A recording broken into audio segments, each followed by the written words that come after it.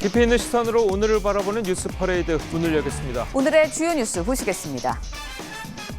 일본을 방문 중인 윤석열 대통령이 기시다 후미오 일본 총리와 85분 동안 정상회담을 가졌습니다.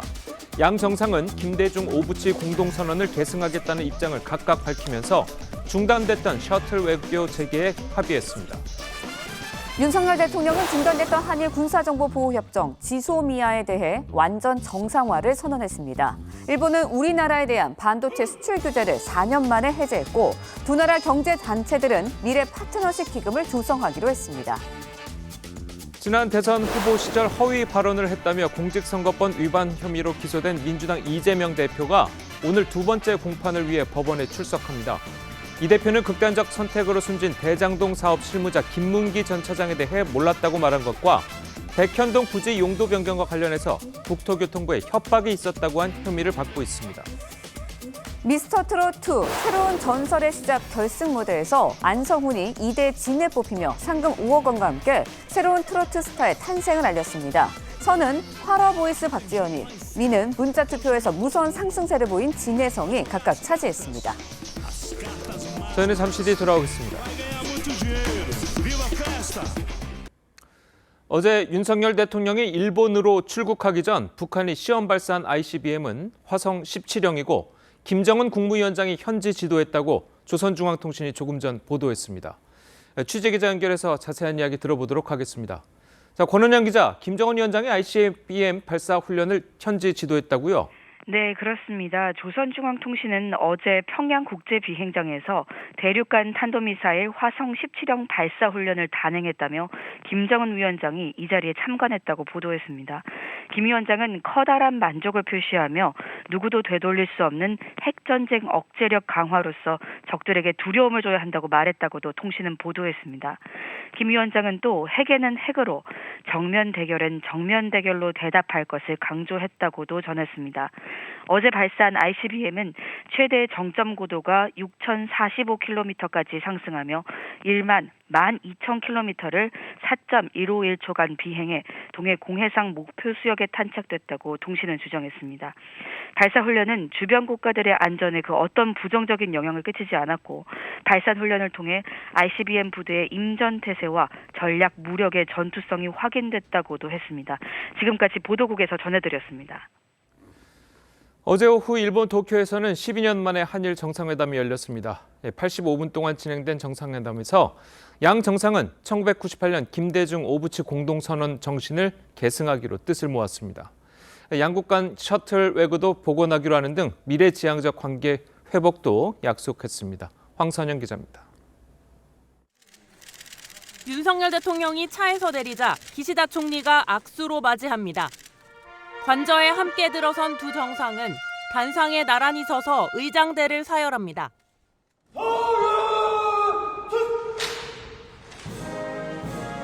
정상회담은 소인수 회담과 확대 회담을 포함해 총 1시간 20여 분 동안 진행됐습니다.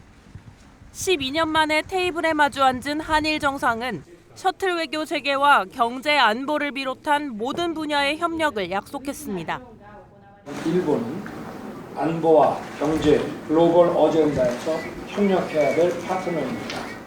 日韓の形式、日韓の首脳が形式にとらわれず、頻繁に訪問するシャトル外交の再開に一致をいたしました。 회담 직후 두 정상은 공동 기자회견도 열었습니다. 기시다 총리는 김대중 오부치 선언을 비롯한 역대 내각의 인식을 앞으로도 계승하겠다고 했고 윤 대통령도 일본이 우려하는 구상권 행사는 없을 거라고 했습니다.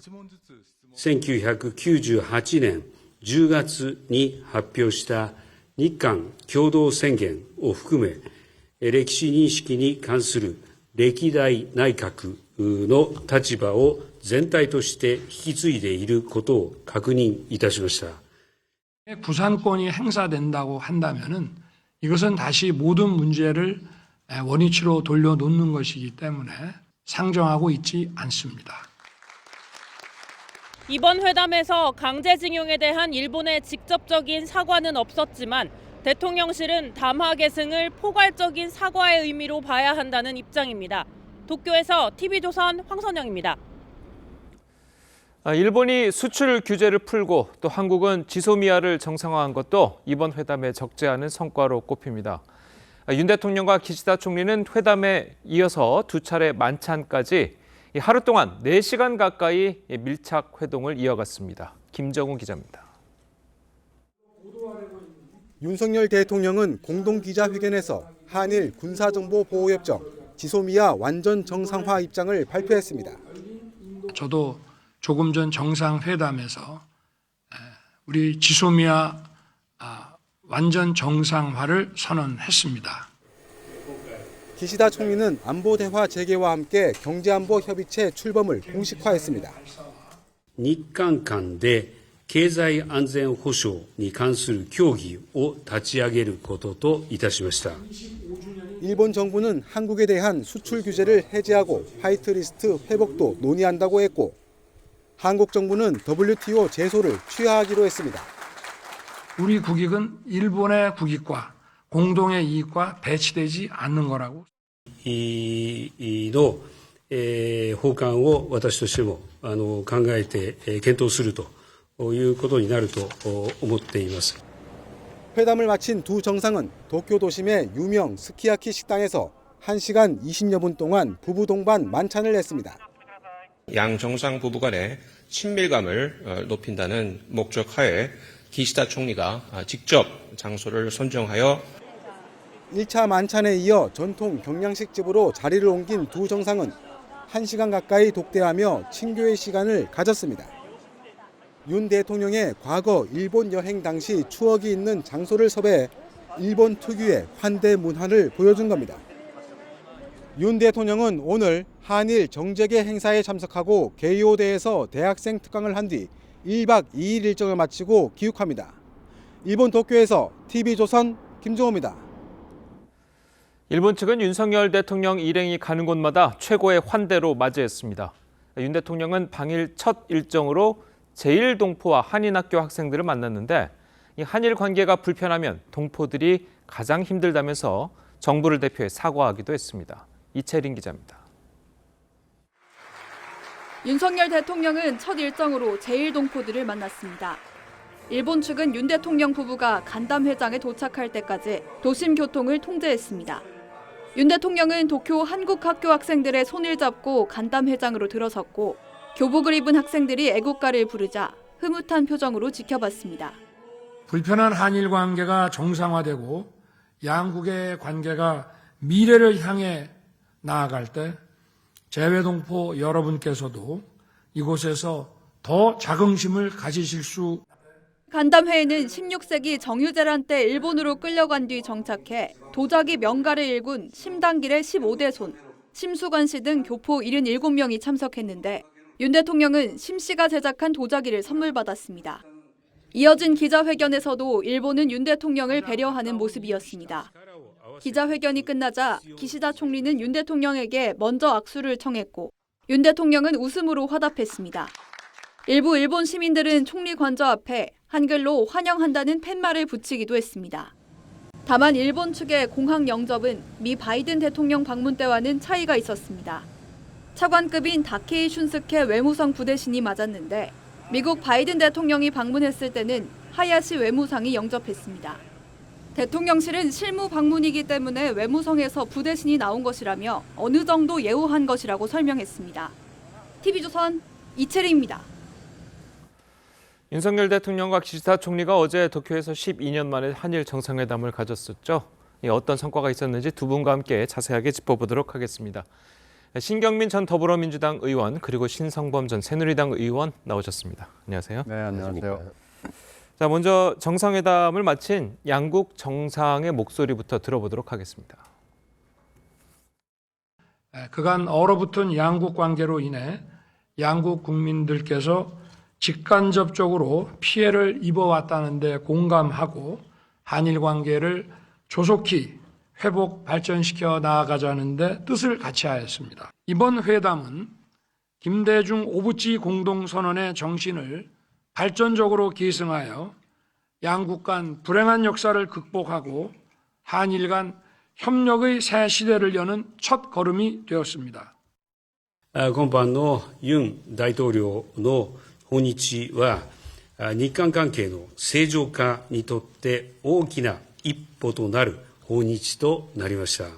日韓関係の新たな章を開く、そのために今回、ユン大統領との首脳会談において、両国の首脳が形式にとらわれず、頻繁に訪問するシャトル外交を再開させることで一致をいたしました。 예, 이 한일 양국 정상이 이번 회담을 계기로 양국 관계의 새 시대를 열겠다 이렇게 뜻을 모았습니다. 사실 이 한일 정상회담이 있기 전에는 이 일본 측 기시다 총리가 약간 전향적인 강제징용에 대해 전향적인 발언을 좀 해줄 것을 기대하기도 했었는데 뭐 결국 나온 것은 뭐 김대중 오부치 선언을 계승하겠다 뭐 이 정도 언급만 나온 것 같아서 약간 좀 실망하시는 분들도 있을 것 같아요. 그러니까 극히 발언을 자제하는 모습을 기시다 총리가 보여줬고요. 예. 이게 좀 예상이 됐던 게 일본 우익 쪽에서 기시다 총리에게 여러 가지 주문을 했는데 그 중에 하나 대표적인 게 이번 한국의 조치에 대해서 예. 절대로 칭송하거나 찬양하는 얘기를 해서는 안 된다라는 요구를 강하게 했고 이것을 정치적 입지가 약한 기시다 총리가 전면적으로 받아들인 것으로 판단이 되고요. 예. 일본 안에서 나오는 여러 가지 여론을 기시다 총리가 지금 지지도가 약한 입장에서 무시할 수가 없었던 것으로 판단이 됩니다. 그런 점에서 결국 그 실체, 그러니까 통렬한 반성이라고 얘기를 했던 여러 지금 일본 총리들의 역대 반성이 있잖아요. 예. 그거에 대해서는 한 단어도 얘기를 하지 않고 결국 담화의 정신을 계승한다. 담화의 뜻을 받겠다라는 얘기만 계속해서 하는 얘기는 예. 거기 깔려 있는 거죠. 그런 점에서 봤을 때 역시 그 일본의 극보수화, 일본의 그 우익화 이런 점에서 일본의 정치인 특히 입지가 약한 기시다 총리 같은 사람들의 정치인들은 벗어나기가 매우 어렵고 예. 한일 관계의 어떤 한계가 여기에서 드러난 게 아닌가 판단됩니다. 예, 알겠습니다.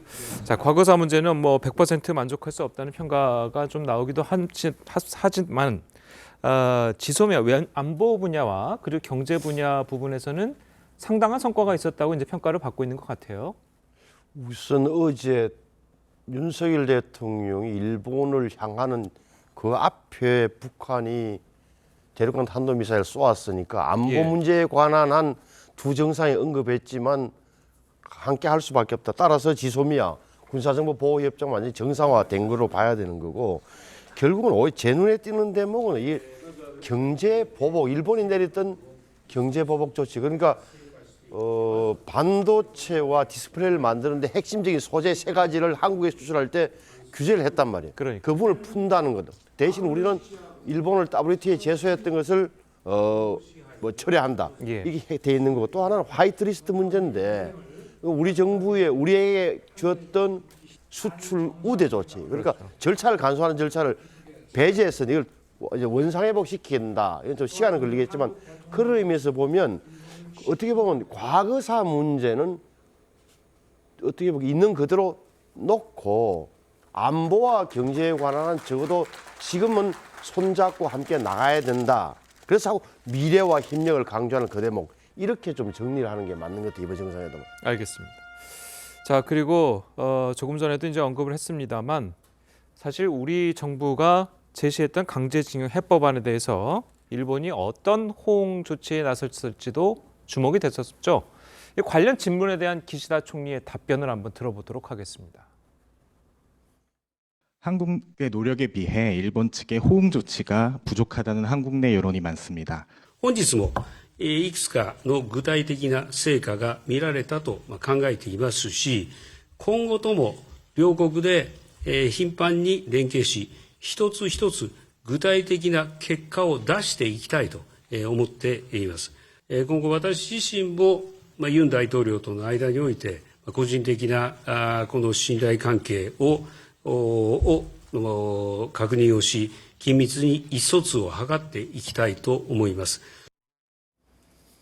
자, 뭐 질문에 대한 답변을 뭐 살짝 윤 대통령과의 신뢰 문제로 돌려서 대답을 하기도 했는데 기시다 총리의 저런 답변은 뭐 곧 있을 선거에도 굉장히 영향을 미칠 수 있기 때문에 좀 그랬던 거겠죠? 역시 예상했던 거예요. 예. 즉답은 피하되 특별하게 한국의 조치에 대해서 칭송도 찬양도 하지 않고 그냥 넘어가는. 예. 그러니까 그 태도를 처음부터 끝까지 계속 기시다 총리가 유지하고 있는 아주 대표적인 답변이라고 생각이 됩니다. 그러니까 이해는 돼요. 그러나 뭐 납득은 되지 않는데 이 긴 회담과 이 뭐 짧은 회견이었습니다만은 이 회견을 통해서 한 번 정도는 좀 평가를 해주는 얘기를 해줬으면 하는 것이 우리의 바람이었고 그렇죠. 우리 국민들도 그 정도는 좀 할 수 있는 거 아닌가라고 생각을 했죠. 그러나 어저께 그 하루 종일 보여준 태도는 보면 역시 기시다 총리가 그 우익의 경고에 철저하게 순응을 하고 순종을 하는 모습을 보였다라는 점에서 좀 약간 우리 국민으로서는 섭섭한 대목이 있었습니다. 예. 자, 그래도 일각에서는 뭐 일본의 선거를 의식할 수밖에 없었고 또 일본의 전형적인 이제 화법 때문에 저렇게 대답할 수밖에 없었을 것이다라고 이야기하는 분들도 있고 그래도 이제 뭐 셔틀 외교가 이제 복원이 되는 등 외교 분야에서도 상당히 복원이 이렇기 때문에 그런 것은 좀 평가를 해줘야 된다. 이렇게 이야기를 하거든요. 과거사 문제에 관한 어떻게 이해를 해야 될까요? 제 느낌은 두 정상이 이야기하는 1998년 김대중 오부치 선언을 개성한다는 대목 속에 예. 오부치 선언으로 다시 돌아가 보면 당시에 보면은 그 통절한 반성과 과거 식민 지배에 대한 오부치가 이야기를 했어요. 예. 통절한 반성과 마음에서의 사죄라는 표현이 나오는 거예요. 그 대목을. 그렇죠. 따라서 그 신규민 전에 말씀하신 대로 이 표현을 직접 인용하지는 않았지만 개성한다는 대목에 나름 해석의 여지는 남겨뒀다. 그러면 우리가 하는 말로 말 한마디 미안하다 소리 왜 안 하느냐는 게 우리의 정서죠. 그렇죠. 저를 포함한 모든 우리 국민의 정서는 말 한마디 사죄한다 그러고 사과한다 하지 왜 저렇게 질질 끄느냐. 말씀하신 대로 4월 달에 선거도 있고 또 7월 달, 또 8월 달에 되면 기시다가 만약 한국에 온다면 제가 볼 때는 다시 한 번 더 여지는 남아있다고 봐요. 뭐 좋다 나쁘다를 떠나서. 또 하나는 기시다 후미오 수상의 개인적인 트라우마가 있는 부분이 8년 전 2015년 8월 달에 위안부 합의할 때 윤병세 장관이었고 일본 외무상이 기시다였어요.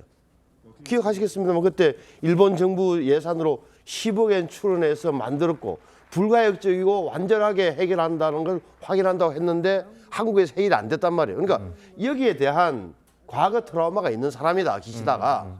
따라서는 7월 내지 9월 달에 한국에 왔을 때 다시 한 번 더 4월에 선거에서 부담도 드러난 그 상황에서 기시다의 어떤 한국에서의 발언이 오히려 좀 주목된다. 적어도 윤석열 기시다의 도쿄 선언은 성명은 없지만 서울 선언은 가능한 건 아니야. 저는 그렇게 개인적으로 보고 있습니다. 알겠습니다.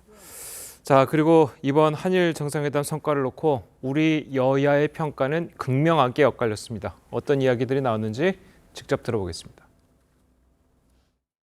얼어붙었던 한일 관계에 봄이 찾아왔습니다. 윤석열 대통령의 결단으로 한일 공동 번영의 새 시대가 열린 것입니다. 이제 겨우 첫걸음을 뗐습니다. 한국과 일본은 함께 미래로 가겠습니다. 굴종 외교로 점철된 한일 정상회담은 국민께 수치심만 안겼습니다. 또 한 번의 외교 참사입니다.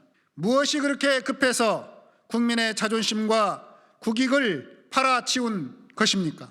일본의 사과와 반성, 배상 없는 미래지향적 한일 관계는 기만입니다. 예, 이 민주당은 어제에 이어서 오늘도 이제 광화문에서 시위를 나설 예정인데요.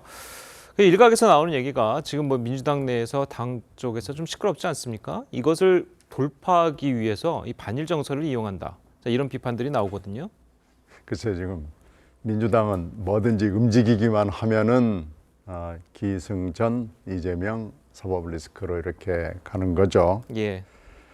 그러나 이재명 대표가 대표이건 아니건 뭐 누가 대표건 김 씨가 하건 이 씨가 하건 박 씨가 하건 아마 이 대목에 관한 거는요. 이번에 일본에 관한 것은 이렇게 성급하게 가는 이유는 너무나 분명한 거 아니냐. 결국은 다음 달에 있을 미국과의 외교, 그리고 그 다음 달에 있을 G7 외교, 이거에서 우리가 어떤 입장을 뭔가 그쪽에다가 제시하기 위해서 이렇게 서둘러서 갈 수밖에 없는 것을 지금 현재 이게 이번 달에 한일 회담을 하지 않으면 안 되는 이유로밖에는 설명이 되지 않는 거 아니냐라고 보는 거죠. 예.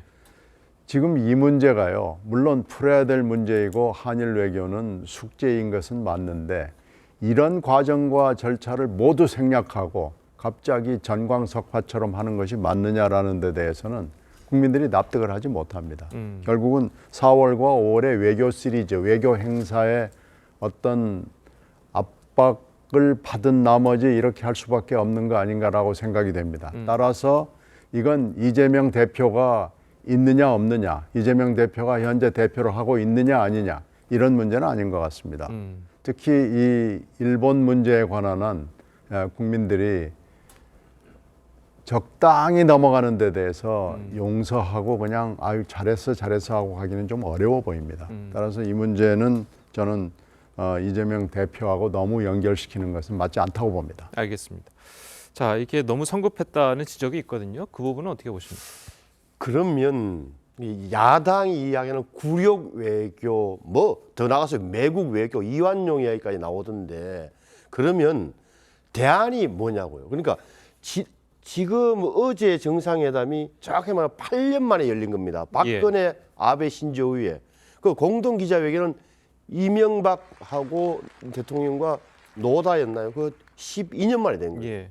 그러면 윤석열 정부가 갈 수 있는 선택지는 두 가지였어요. 그러니까 지금까지 박근혜, 문재인 정부가 해왔던 대로 일본과의 관계는 그냥 있는 그대로, 있는 상황, 지금의 상황처럼 쭉 그냥 가만히 놔두는 것, 경색된 상태 그대로 가는 것 하나, 아니면 돌파구를 마련하는 것이었다고.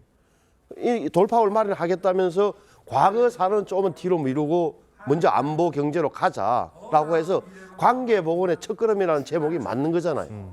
그 대목에 대한 평가를 한다. 그래서 제가 뒤에는 또 미국의 종용 내지는 요청 내지는 뭐 배후가 있는 거예요. 미국이라는 나라가 있는 거 아닙니까? 그거 다 아는 사실이라면. 따라서 제가 보기에는 어떤 선택지를 했든 간에 판단은 국민이 하겠지만, 적어도 야당의 주장대로 뭐 그런 감정과 정서적인 측면에서 받아들이기 힘든 측면이 분명히 있어요. 그러면 이대로 계속 지금처럼 이전처럼 쭉 계속 한일 관계를 가져가는 게 맞느냐는 질문에 뭐 어떤 해법이 있겠느냐. 그러면 일본의 태도 변화가 있기 전까지는 우리도 한 발짝도 움직여서는 안 된다는 거냐. 아니 일본의 우리 한일 관계에서는 일본에만 좋은 거냐. 아니면 양쪽에 도움이 되는 거냐. 앞으로 뭐 모든 문제 있어. 이런 대목은 생각해야 된다. 야당의 주장이 지금은 국민의 정서와 부합할지 몰라도 국익이라는 관점에서 보자면 좀 더 길게 봐줄 필요가 있다고 저는 봐요. 자, 그래서 이 야당에서는 또 탄핵 이야기도 나왔습니다. 근데 이게 과연 이게 대통령 탄핵까지 언급할 문제냐? 자, 이런 비판이 있을 수 있거든요. 글쎄요, 뭐 탄핵 얘기는 일부에서 하는 얘기이기 때문에 그건 또 좀 들여다봐야 되고요. 탄핵을 지금 얘기하는 것은 좀 성급해 보여요. 그러나 그 정도로 국민 감정이 올라와 있다. 그 정도까지 얘기하는 사람들이 일부에 있다는 것은 분명히 윤석열 정부가 이해를 해야 되고요. 과정과 절차가 지금 모든 것이 생략이 되어 있습니다. 그리고 그것은 외교부에서 이 일을 실무적으로 추진하는 박진 장관을 포함을 해서 여러 사람들이 애로사항으로 토로를 합니다. 그 토로하는 소리는 대통령한테까지 지금 가지만 않았을 뿐이지 실제로 외교부 안에서도 이렇게 가서 과연 되겠느냐라고 생각을 하는 거예요. 그러니까 4월, 5월 이 외교 일정을 놓고 시한을 딱 정해놓고 할 수 있는 일이 아닙니다. 그러니까 해결하는 건 좋아요. 해야 됩니다.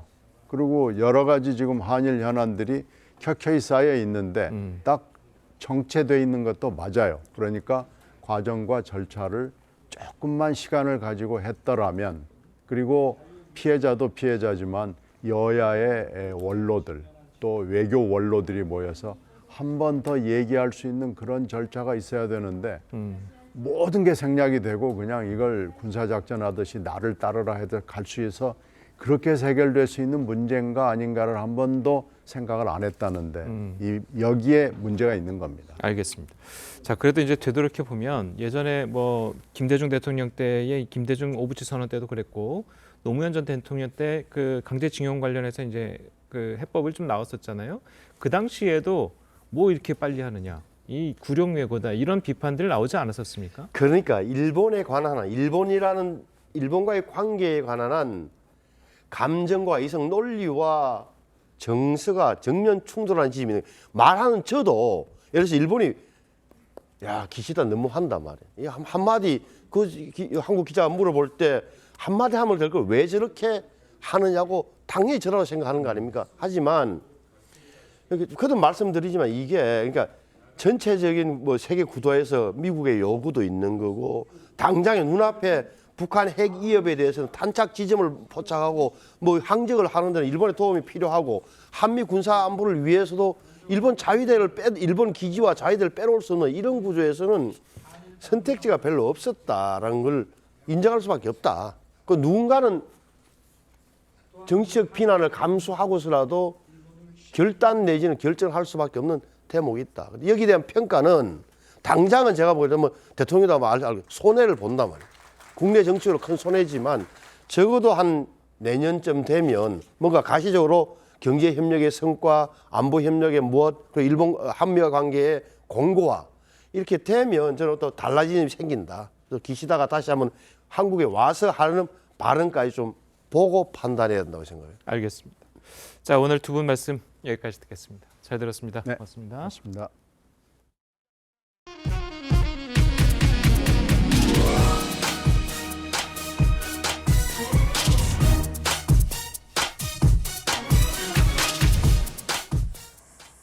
어제 오후 경북 상주에서 산불이 나 밤샘 진화 작업을 벌였지만 아직도 꺼지지 않고 있습니다. 충북 청주에서는 음주운전 차량이 전신주를 들이받아 일대 100여 개 가구에 전기 공급이 끊겼습니다. 밤사이 사건 사고 소식 이다솜 기자의 보도입니다. 어두운 밤에도 소방대원들의 산불 진화 작업은 쉴 틈이 없습니다. 어제 오후 3시쯤 경북 상주에서 산불이 발생하자 산림청은 산불 2단계를 발령하고 진화 인력 1,200여 명을 투입했습니다. 최초 신고자가 연기를 마셔 병원으로 옮겨졌고 주민 30명은 마을회관에서 대피 중입니다. 산불이 영향을 준 구역은 약 84헥타르, 축구장 117개에 달하는 규모입니다. 한 주민이 난로에 재를 처리하는 과정에서 불이 난 것으로 추정됩니다. 화목난로 같은 데서 탄 다음에 그 남은 재 있잖아요, 재.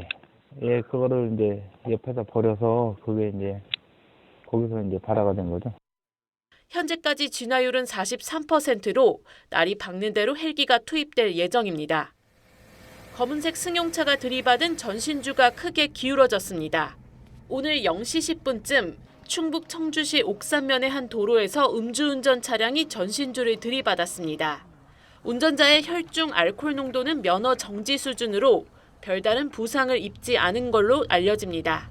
하지만 인근 117세대 전기 공급이 중단돼 주민들이 큰 불편을 겪었습니다. 어젯밤 강원 영월과 경남 진주에서도 산불이 발생했는데 현재는 모두 진화된 상태입니다. TV조선 이다솜입니다. 부산대 의전원 입학 취소가 부당하다며 소송을 제기한 조국 전 장관의 딸 조민 씨가 재판에 출석했습니다. 조 씨는 의전원 입시에서 동양대 표창장이 중요하지 않다고 생각했다고 밝혔습니다. 김동영 기자의 보도입니다. 조국 전 장관의 딸 조민 씨가 부산지법에 모습을 드러냅니다. 조 씨는 부산대 의학전문대학원 입학허가 취소가 부당하다며 제기한 재판에 증인으로 처음 출석했습니다. 법정 들어가서 제가 아는 대로 진술하고 성실히 임하도록 하겠습니다. 부산대는 지난해 4월 조 씨가 기재한 동양대 표창장이 위조라는 판결을 근거로 입학을 취소했습니다. 조 씨는 재판에서 동양대 표창장 수상 이력이 의전원 입시에 중요하지 않다고 생각했다며 문제가 될 줄 알았으면 받지 않았을 것이라고 말했습니다. 표창장을 준 동양대 총장과는 SNS 메시지를 주고받는 사이라고도 밝혔습니다. 조 씨는 또 남들보다 혜택을 받고 컸다는 걸 이번에 알았다고도 털어놨습니다. 조 씨는 최근 SNS 등을 통해 공개적인 활동을 시작했습니다. 지난달 처음 자신의 얼굴을 공개한 데 이어 증인신문도 조 씨의 요구로 진행됐습니다. 조민 씨가 제기한 부산대 의전원 입학허가 취소 처분 본안 소송의 1심 선고는 다음 달 6일 열릴 예정입니다. TV조선 김동영입니다. 쌍방울로부터 뇌물을 수수한 혐의로 재판 중인 이화영 전 부지사가 추가로 뇌물을 받은 정황이 속속 드러나고 있습니다. 쌍방울 부회장에 이어 수행비서도 김성태 전 회장의 지시로 여러 차례에 걸쳐 이 전 지사에게 돈을 줬다고 진술한 건데 검찰은 이 돈이 이 전 부회장이 설립한 동북아 관련 단체로 흘러 들어갔는지 확인 중입니다. 권영석 기자의 보도입니다. 김성태 전 쌍방울 회장이 해외 도피 중일 때 식재료 공수 등 굳은 일을 도맡은 것으로 알려진 수행비서 박모 씨. 범인 도피 교사 혐의 인정하십니까? 검찰은 최근 김 전 회장이 박 씨를 통해 이화영 전 부지사에게 여러 차례에 걸쳐 수천만 원을 건넸다는 진술을 확보했습니다. 김 전 회장은 방용철 부회장을 통해서도 이 전 부지사에게 5천만 원을 두 차례 모두 1억 원을 건넸다고 검찰에 진술한 것으로 전해졌습니다. 방 부회장은 재판에서 2019년 7월쯤 이 전 부지사의 여의도 사무실로 찾아가 양복에 5천만 원을 넣어줬다고 증언했습니다. 돈을 건넨 곳은 이 전 부지사가 설립한 동북아 평화경제협회 사무실 바로 위층이었습니다. 해당 사무실은 이 전 부지사가 평화부지사로 있을 때 개인 사무실로 사용했고 이해찬 전 민주당 대표가 동북아 평화경제협회 이사장실로도 썼던 것으로 알려졌습니다. 이에 따라 검찰은 이 전 부지사에게 건네진 돈이 동북아 평화경제협회로 유입됐는지 확인하는 동시에 관련 물증 확보에 주력하고 있습니다. TV조선 권영석입니다. 민주당 이재명 대표가 선거법 위반 두 번째 재판에 출석합니다. 이 대표는 지난 대선 당시 김문기 전 성남도시개발공사 처장을 모른다고 한 발언과 백현동 부지 용도 변경 당시 국토부가 협박했다고 말한 것 등 허위 발언을 한 혐의를 받고 있는데요. 서울중앙지법에 나가 있는 취재기자 연결해 보도록 하겠습니다. 전정원 기자, 오늘 재판에서 주로 어떤 부분이 다뤄집니까? 네, 공직선거법 위반 혐의로 기소된 이재명 민주당 대표는 잠시 후인 10시 30분 이곳 서울중앙지법에 출석해 두 번째 재판을 받습니다. 검찰은 오늘 재판에서 이 대표의 혐의를 입증하기 위해 관련 서류 증거들을 조사할 예정입니다. 이 대표는 2021년 방송 인터뷰에서 대장동 개발을 담당했던 김문기 전 성남도시개발공사 개발 1처장을 몰랐다고 허위 발언을 한 혐의를 받고 있습니다. 검찰은 이 대표가 변호사 시절부터 김 전 처장과 교류해온 것으로 보고 있는데요. 앞서 이 대표 측은 이달 초 열린 첫 재판에서 몰랐다는 건 주관적 인식일 뿐이고 몇 번 봤다고 아는 사람이라고 할 수는 없다면서 김 전 처장과 사적인 접촉은 없었다고 주장했습니다. 이 대표는 또 백현동 한국식품연구원 부지 용도 변경에 대해 국토부가 협박을 했다고 해 허위 발언을 한 혐의도 받고 있습니다. 법원은 오늘 재판에서 검찰과 이 대표 측이 제출한 증거를 정리하고 오는 31일부터는 유동규 전 본부장 등을 증인으로 부를 예정입니다. 서울중앙지법에서 TV조선 전정원입니다.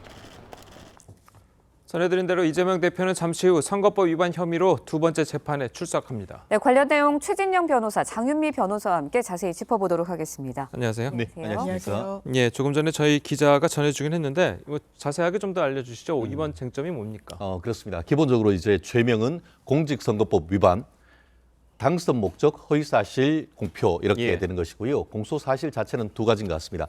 하나는 그 성남시장 당시에 대장동 개발을 실무를 맡았던 성남도시개발공사의 김문기 처장에 대해서 그 당시 내가 성남시장일 때는 몰랐고 그리고 경기도 지사가 돼서 본인의 형사사건과 관련되는 것을 하는 과정에서 알게 되었다라고 TV 인터뷰에 했다는 사실 얘기하는 것이 허위 사실이다라는 점 하나, 또 하나는 성남시장 당시에 백현동에 있는 이른바 옹벽 아파트라고 하는 그 아파트 부지의 개발과 관련해 가지고 그 당시 녹지였던 것을 4단계나 띄어서 준주거 지역으로 이렇게 용도 변경을 해줬는데 그와 같은 것이 본인이 하고 싶어서 했는 것이 아니고 당시에 이제 그 박근혜 정부의 그 국토부가 사실상 협박을 해가지고 그것을 응하지 않으면은 내가 직무유기가 될 것 같아서 해줄 수밖에 없었다라고 얘기했는 것이 사실과 다른 거짓말이고 그것이 선거 과정에서 당선 목적으로 거짓말을 했는 것이다라고 해서 이번에 재판을 넘겨졌는데 오늘 두 번째 재판이 진행되는 것 같습니다. 네, 오늘 재판에서 쟁점인 부분도 설명해 주셨는데 앞서 진행된 첫 번째 공판에서 이재명 대표 측 사람을 안다는 것에 대해서는 주관적인 개념이다라는 주장을 펼쳤거든요. 네. 이번 재판에도 그런 주장을 계속해서 펼칠까요? 어떻게 보시나요? 일단은 무죄 취지로 일단 입장을 정한 것 같고요. 예. 알았다 몰랐다라는 건 기본적으로 이제 마음의 영역인 거잖아요. 그러니까 이 이재명 대표 측의 변호인은 이렇게 주장을 펼치고 있는 것 같습니다. 그렇다면 안다라고 했을 때 몇 번 이상 보면 아는 거냐? 그리고 그 사람이랑 어떤 만남, 어떤 경험을 같이 했다라고 했을 때 만났을 때 알았다고 볼 수 있는 거냐라고 묻고 있는 겁니다. 왜냐하면 기본적으로 이게 내심의 영역이다 보니까 그리고 주관적 의사의 영역이다 보니까 객관적으로 알았다 몰랐다를 검찰이 어떻게 입증할 것인지를 묻고 있는 건데요. 검찰은 어떤 객관적인 증거를 반박 자료로 내고 있는 것 같습니다. 2009년도부터 개인적인 이게 연락처가 있었다라고 지금 전해지고 있으니까요. 그렇다면 아는 사이 아니었냐.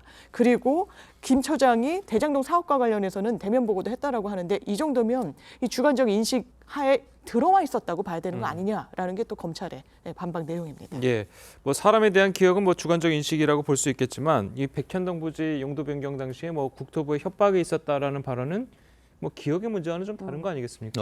그렇습니다. 말씀하신 것처럼 백현동 부지 같은 경우에는 거의 상당히 다른 것이죠. 사실 그 김문기 그 전 본부장을 아는지 여부는 사실 김문기 본부장이 개발처장이 만약에 생존해 있다고 하면은 직접 나와가지고 증언을 할 수가 있는 사안인데 인 반면 지금 고인이 된 그런 반면에 지금 이거는 그 백현동 개발 같은 경우에는 구체적인 서류가 남아 있지 않습니까? 검찰 같은 경우에도 모든 서류 국가적인 행위는 서면에 의해서 하는 것이고 남아 있는 서류를 증거로 다 냈습니다.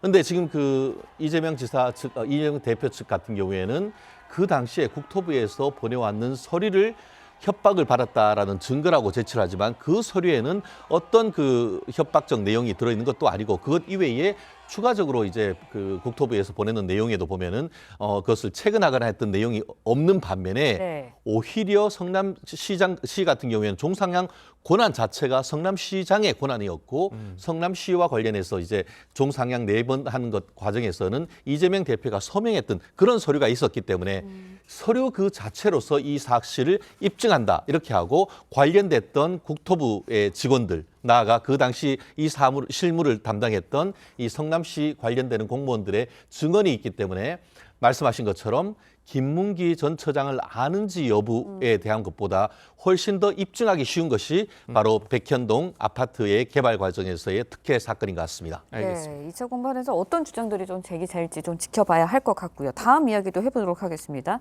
어제 이재명 대표의 최측근인 김영전 부원장과 유동규 전 본부장이 법정에서 설전을 벌였습니다. 관련 목소리 듣고 이야기 이어가겠습니다. 이 사건의 본질은 뭐냐면 자기가 돈을 받았는지 안 받았는지 아니겠습니까? 이게 가장 그게 핵심이라고 생각하고 제가 먼저 이야기한 건데 저 사람들이 만약에 안 받았으면 제가 뭐 어떻게 왜 이야기를 하겠습니까? 오히려 제가 감춰야지. 작은 돈도 아니고 1억, 3억, 2억 이렇게 큰 돈을 그것도 대선 경선 자금으로 줬다는 사람이 언제 줬다는 것을 정확하게 특정하지 못하는 것 자체가 신빙성이 없는 것이라고 생각하고 네, 결국 김용전 부원장 측과 유동규 전 본부장이 유 전 본부장의 진술에 대해서 신빙성을 놓고 결국 공방을 굉장히 벌인 것 같아요. 예, 어제 증언이 있었던 거예요. 그러니까 이제 변호인들이 굉장히 좀 공격적으로 물을 수밖에 없는 국면이었던 건데요. 이렇게 물어봅니다. 아니 돈을 그렇게 수억 원이 되는 돈을 받아갔다고 하는데 김용 씨가 그 당시에 손을 주머니에 넣고 있었다고 얘기한다. 이게 무슨 취지냐라고 물으니까요. 이 어떤 겨드랑이 사이에 돈을 끼워줬다라는 또 얘기를 하는 거예요. 뭐 구체적이긴 한데 돈을 건네는 방식칙으로 좀 이례적이기는 해서 변호사가 이 부분을 좀 짚었던 것 같고요. 그리고 기본적으로 범죄 사실을 공소장에 넣을 때는 이 일시 장소가 굉장히 좀 특정돼야 됩니다. 이 피고인이 방어권을 행사하기 위해서 그런 건데 이 김용 씨에 대해서 9시에서 10시 사이에 경기도 이 청의 주변에서 돈을 주고받았다라고 얘기를 하니까 시간도 너무 좀 포괄적이고 경기도청 앞은 완전 대로변인데 그럼 사람들이 있는 데서 그랬다는 거냐라고 질문을 하니까 유동규 씨가 경기도청 옆에 도로에서 꺾어준 그 부분에서 우리 만나자고 했던 거 아니냐 기억 안 나냐 이렇게 받아치기도 했고요. 또 돈을 전 전달했다는 장소 관련해서 실제로 그 장소 안 가본 거 아니냐. 너무 허술하다 진술 자체가.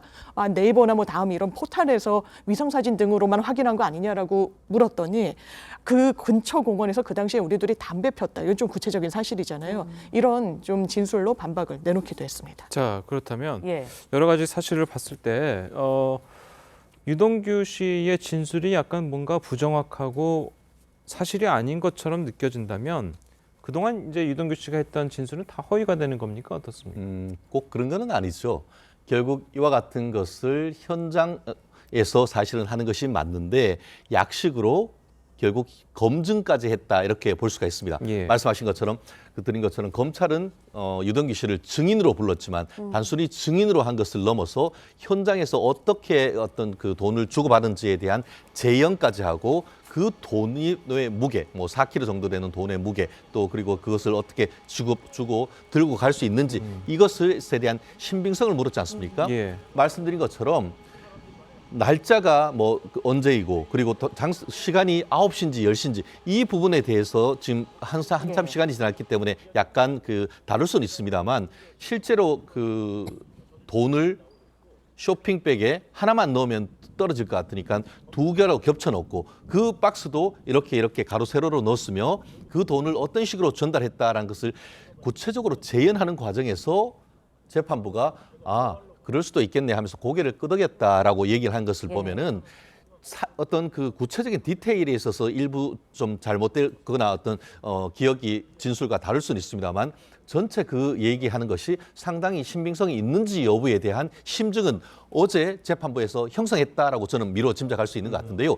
물론 그런 부분이 조금 더 좀 재판부가 의심이 들고 한다고 하면은 경우에 따라서는 지금이야 뭐 많이 다를지도 모르겠습니다만 그 당시 경기도청 인근에 현장 검증 나가서 실제로 재연하는 이런 모습도 이루어질 가능성도 없지 않은데요. 다른 객관적 증거가 상당히 많다라고 할 경우에는 이와 같은 미세한 것보다는 좀 더 큰 틀에서 공수사실에 대한 입증 여부가 다퉈질 여지가 오히려 더 큰 것이 아닌가 생각을 합니다. 예, 알겠습니다. 자, 오늘 두 분 변호사님 말씀은 여기까지 듣겠습니다. 잘 들었습니다. 고맙습니다. 3개월간의 대장정 끝에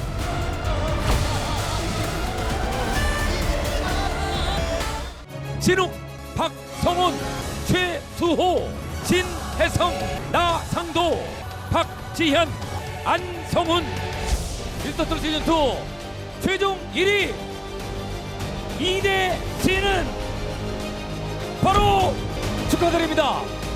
안성훈 씨입니다. 58만 3,900표. 지난 시즌1 때 이찬원 씨하고 1대1 데스매치 해가지고 예 그때 맞아. 아쉽게 탈락을 했었던 안성훈 씨인데 오지를 않고 당신은 무정한 사람 왜 이리 가벼운가요 돌릴 수 없는 세월에 나 죽어도 그대 잊지 않으니 그대 내 친구여 그대는 내 친구여.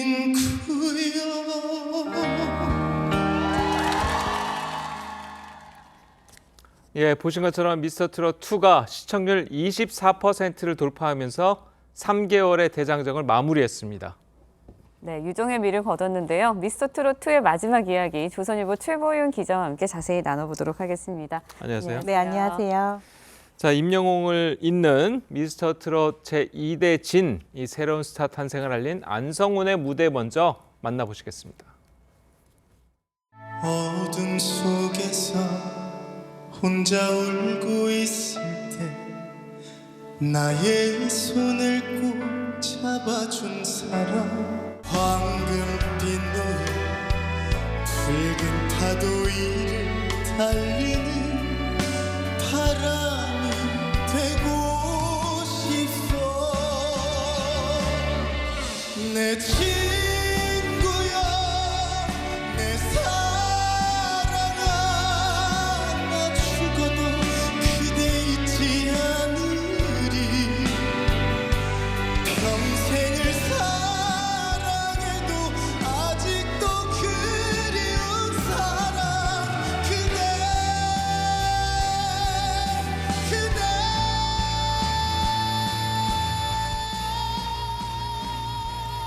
예, 이 결승 무대는 정말 그야말로 안성훈의 날이었던 것 같습니다.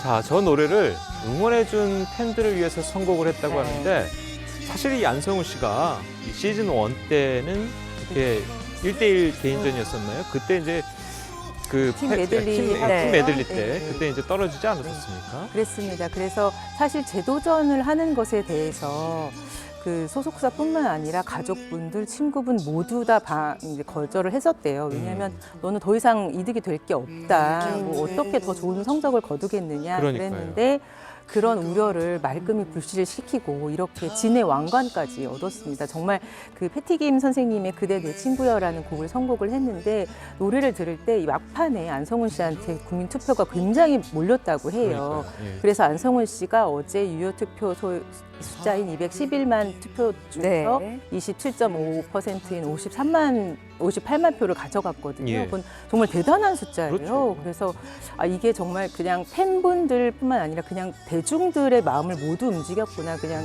친구지만 정말 내가 사랑하는 모든 사람의 마음을 움직인 게 아닌가 이런 생각이 듭니다. 네, 그런가 하면 선으로 뽑힌 박지현 씨와 미로 뽑힌 진혜성 씨 어제 무대에서도 감성을 뽐냈는데 먼저 영상으로 만나보시죠. 아무도 찾지 않는 파란 부는 언덕에 잘한다. 이름 모를 잡초야 손이라도 있으면은 빗물을 텐데 아무것도 가질 게 없네. 이것저것 아무것도 없네. 잡초라네. 둘이서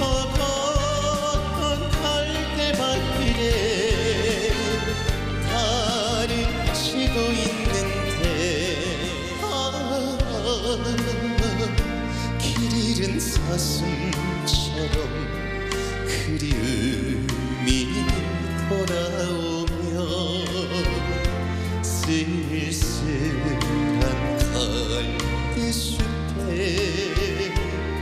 숨어오는 바람소리. 네, 김연자 마스터 박지현의 무대를 보면서 잡초가 난초꽃으로 보였다라고 평가를 하기도 했고요. 북 마스터 진혜성 씨 보면서 영화 한 편 본 것 같다라고 이야기를 하기도 했는데 어제 무대 어떻게 보셨나요? 정말 이런 감동이 또 있을까. 사실 나훈아 선생님의 잡초라는 노래를 결승곡에 택하기는 나훈아 선생님 노래 자체도 어렵고 네. 도전하기 어렵고 그러니까요. 근데 박지현 씨는 게다가 신인이잖아요. 근데 그 무대를 자기 것으로 만들면서 굉장히 화려하게 피어나는 것을 보면서 이제 정말 새로운 전설이 또 다르게 탄생할 수 있구나 이런 생각이 들었습니다. 그리고 또 진혜성 씨 같은 경우는 사실 다른데 우승자고 그래서 사실 여기에 참가하기 참 어려웠을 것 같아요. 근데 모든 무대가 도전이었던 것 같은 게 진짜 평생 안 움직이던 분이 춤도 추시고 그리고 또 이렇게 포스트 나훈아라는 게 있기 때문에 당연히 결승곡은 나훈아 선생님 것을 할 것이다 모두 다 예측을 했는데 그것을 깨고 자신이 처음 서울에 올라왔을 때 굉장히 힘들었을 때 스스로를 위로해줬던 그것은 마찬가지로 자신이 팬들을 위한 또 송이기도 하겠죠. 그래서 그런 것을 보면서 참 그런 도전이 대단하다고 느꼈습니다. 그리고 진혜성 씨 같은 경우는 사실 그 마스터 투표, 온라인 투표까지만 하더라도 그쵸. 마지막 7위였었잖아요. 네. 자, 그런데 이게 전화 투표를 거치면서 3위까지 올라서는 그런 뒷심을 발휘했는데 자, 이것의 근원은 어디에 있다고 보십니까? 뭐 역전의 역사를 쓴다면 또 역전의 역사를 썼을 텐데요. 사실 우승자였기 때문에 기존에 이제 팬덤이 상당했어요. 그러니까요. 그렇지만 또 정통 트로트를 부를 수 있는 분은 이제 진혜성만큼 잘 부르는 사람은 없다. 어제 진성 마스터 분이 그랬지만 새로운 걸출한 스타가 트로트계 거목이 나올 것 같다 이런 말씀을 하셨잖아요. 그래서 그 기존 팬덤뿐만 아니라 그 약간 트로트 아니면 좀 이런 것도 새롭게 생각하시는 분들이 많은 투표를 했던 것 같습니다. 그래서 박지현 씨가 37만 표, 그 진혜성 씨가 34만 표를 얻으면서 훅 올라가가지고 네, 그래서 이제 진선 미에에 해당을 했는데요. 이제 그 미란 이름만큼 아름다운 또 노래를 들려드리지 않을까 생각이 합니다. 알겠습니다. 네. 자, 그리고 또 미스터 트롯 2를 통해서 가수로서 행복함을 느꼈다는 나상도의 신나는 무대, 아버지를 떠올리며 노래했다는 진욱의 감동적인 무대도 이어서 만나보시겠습니다. 필요 없어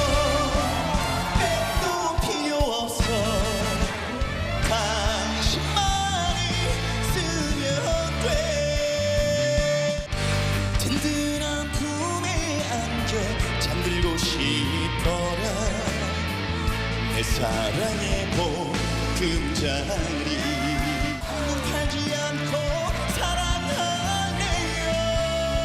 저 다리 건너가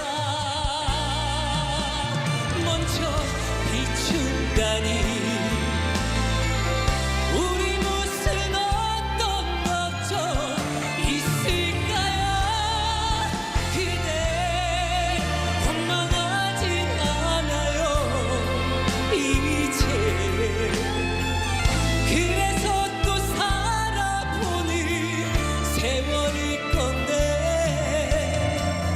미련 없이 버리고서 우리가 살자.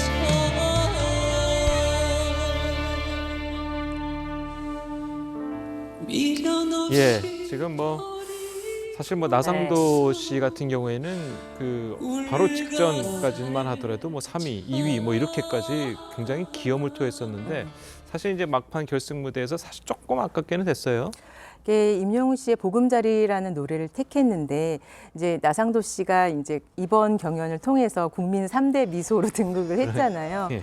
그래서 조금 아마 경연이면 좀 더 무거운 노래를 택할 수도 있었을 텐데 그 즐거움을 주는 것도 하나의 또 이제 자신의 특징이다. 미소가 자신의 결국은 장점이라고 생각을 해서 이렇게 좀 즐거운 노래를 택했다고 합니다. 근데 그게 좀 경연에서는 약간 다른 분들은 정말 좀 이렇게 무거운 노래를 택하기 때문에 그런 이렇게 막 눈물을 자극하는 눈물샘을 자극하는 노래를 해서 조금 그런 점에서는 나상도 씨에겐 굉장히 좋았지만 전체를 다 포용하기에는 조금 부족했던 게 아닌가 생각해요. 하지만 저는 정말 좋게 들었습니다. 약간 시즌 1의 영탁 씨 같은 그런 느낌이에요. 그렇죠. 너무 재밌고 정말 혼자 진짜 만나보면 센스도 이런 센스가 없고 그 엄마 안성은 아빠 나상도라고 지금 돼 있잖아요. 예. 아빠 역할을 정말 최고로 잘하는 것 같습니다. 알겠습니다. 네, 그런가 하면 어제 무대에서 반가운 얼굴들 만나보실 수 있었는데요. 트롯남배 송가인과 김호중 씨 무대가 있었고요. 또 다시 보고 싶은 무대 1위에 빛나는 낭만 가객 김용필 씨와 낭만의 전설 최백호 씨의 무대도 있었습니다.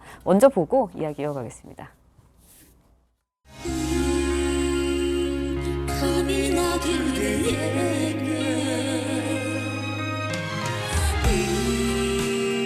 영원을 부탁해요.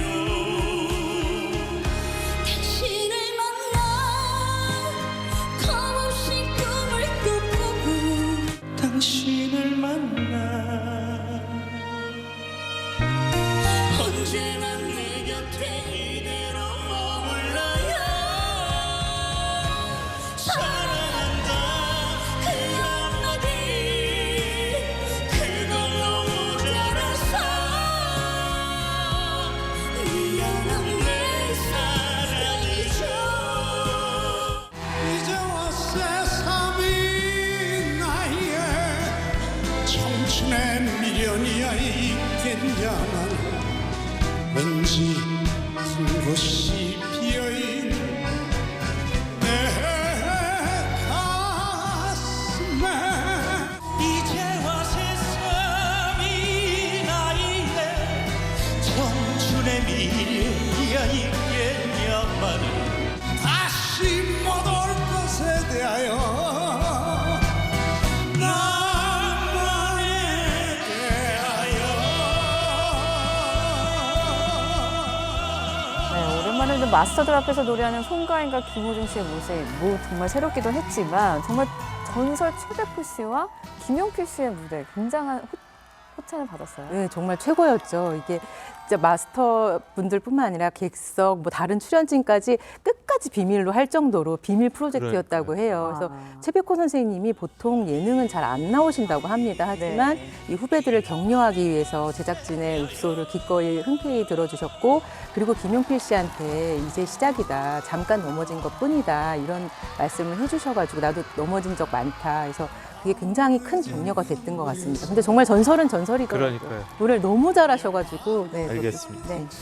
자, 이 뭐 지난 4개월 동안 미스터 트로트를 이제 사랑해 주셨던 시청자분들도 이제 저희가 이제 감사를 드리고요. 앞으로도 뭐 갈라쇼 그리고 뭐 콘서트도 계속 이어진다고 하니까요. 관심 계속 가져주시기 바라겠습니다.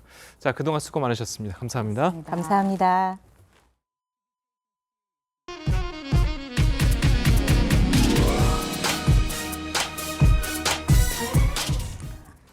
연일 연금 개혁에 반대하는 시위가 이어지고 있는 프랑스에서 마크롱 정부가 결국 연금 개혁 법안을 하원 표결 없이 강행하기로 했습니다.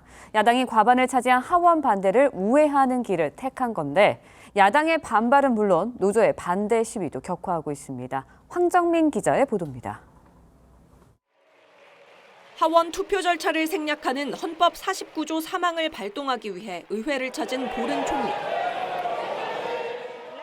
야당 의석에서 터져나온 국가 합창에 회의가 중단됩니다. La séance est suspendue pour 2 minutes. 총리 연설 중에도 야당 의원들의 항의는 멈추지 않습니다. On ne peut pas prendre le risque de voir 175 heures de débat parlementaire s'effondrer. On ne peut pas prendre le risque. 마크롱 정부는 하원에서 과반인 327석을 차지한 야당 설득에 공을 들여왔습니다. 하지만 연금개혁 반대 여론이 70%에 달하는 등 상황이 여의치 않자 결국 우회 전략을 택했습니다. 의회 밖에선 반대 시위가 격화하면서 경찰과 시위대 간 물리적 충돌도 빚었습니다. Du coup, dans ce cas-là, autant pourquoi critiquer Poutine ou Pékin? Voilà, autant se mettre en dictature, ça revient au même, c'est pareil. 상원 문턱까지 넘은 연금개혁안은 이제 입법 막바지를 향하게 됐지만 마크롱 정부가 불신임 투표에 직면할 가능성도 제기되고 있습니다. TV조선 황정민입니다.